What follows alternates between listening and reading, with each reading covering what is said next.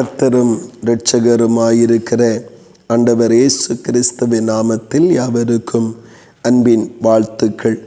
தேவன் தாமே நம் ஒவ்வொருவரையும் இன்னும் அதிகமாய் பலப்படுத்தி சகாயம் பண்ணுவாராக. இந்த நாளுக்குரிய தியான வசனம் யோபு 5வது அதிகாரம் 10வது வசனம். துக்கிக்கிறவர்களை இரட்சித்து உயர்த்துகிறார் என்று சொல்லப்பட்டிருக்கிறது. இந்த இடத்திலே துக்கம் என்பது மனித வாழ்விலே பல வேளைகளிலே, பல நெருக்கடிகள் நேரங்களிலே, இழப்பீடுகள் நேரங்களிலே, பிரியமானவர்களை பிரியும் தருணத்திலே துக்கங்கள் மனித வாழ்வை மூடிக்கொள்ளுகிறது.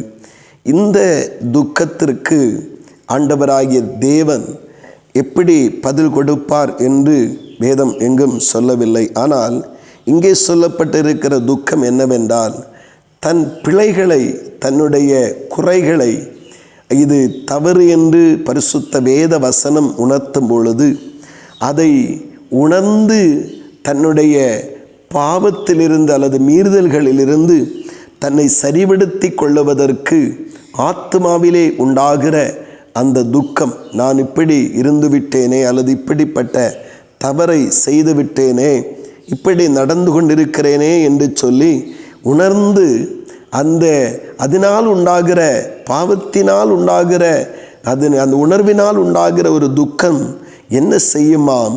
அவனை இரட்சிக்குமாம். அங்கே இரட்சிப்பை கொடுத்து அந்த இரட்சிப்பின் சந்தோஷத்தை அவன் வாழ்விலே கொண்டு வருமாம்.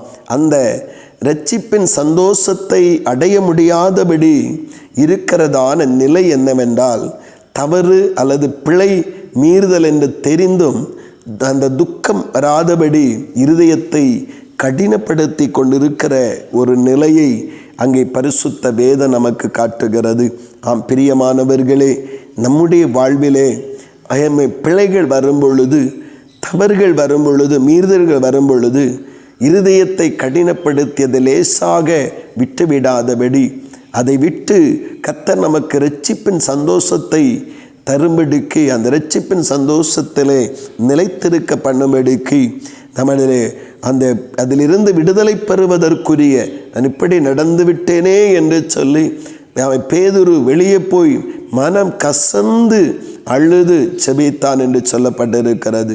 ஆம், ஆண்டவருடைய பிழைகள் எப்பொழுது பாவத்தினால் மீறுதலினால் உணர்ந்து ஒரு துக்கம் அடைகிறார்களோ, அது அவர்களுக்கு இரட்சிப்பை கொடுப்பது மாத்திரமல்ல, அந்த வசனம் சொல்லுகிற இரட்சித்து உயர்த்துகிறார் என்று சொல்லப்பட்டிருக்கிறது. அப்படியானால் அநேக நேரத்திலே நம்மை ஆண்டவர் இது தவறு என்று உணர்த்தும் பொழுது அதை அப்படியே பாரமடைந்து துக்கமடைந்து அதை அறிக்கை செய்து நாம் தேவ சமூகத்தில் அப்புறப்படுத்தும் பொழுது நம்முடைய உயர்வுக்கும் மகிழ்ச்சிக்கும் தடையாயிருக்கிற சகல காரியங்களையும் ஆண்டவராகிய தேவன் நம்முடைய வாழ்வின் எல்லைகளிலிருந்து அப்புறப்படுத்தி இரட்சிப்பது மட்டுமல்ல, அந்த இரட்சிப்பின் சந்தோஷத்தை அனுபவிக்க செய்கிறது மட்டுமல்ல, அவனை உயர்த்துகிற தேவனாய் இருக்கிறார்.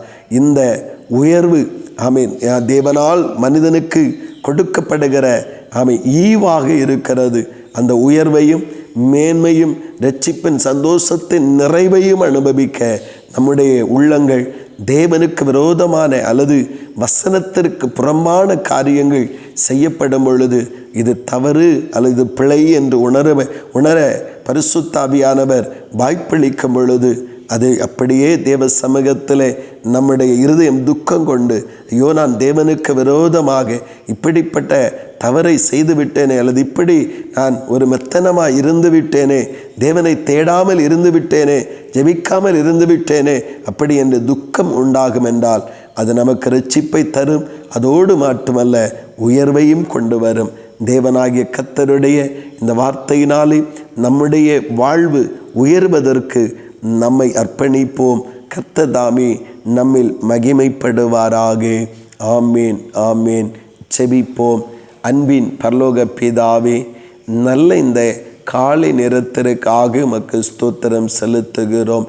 தகப்பனே, அநேக நேரங்களிலே ஆண்டவரே, இது பிழை, இது தவறு, இது மீறுதல், இப்படி இருக்கக்கூடாது, இந்த காலத்தில் இப்படி செய்யக்கூடாது என்றெல்லாம் பரிசுத்த வேத வசனங்கள் எங்களுக்கு உணர்த்துவிக்கப்படும் பொழுது எங்கள் பிழைகளை உணராதபடி, எங்கள் தவறுகளை உணராதபடி எங்கள் இருதயம் இன்னும் கடினப்படும் என்றால் நாங்கள் இரட்சிப்பின் சந்தோஷத்தையும் அனுபவிக்க முடியாது, தேவனால் வருகிற உயர்வையும் பெற்றுக்கொள்ள முடியாது.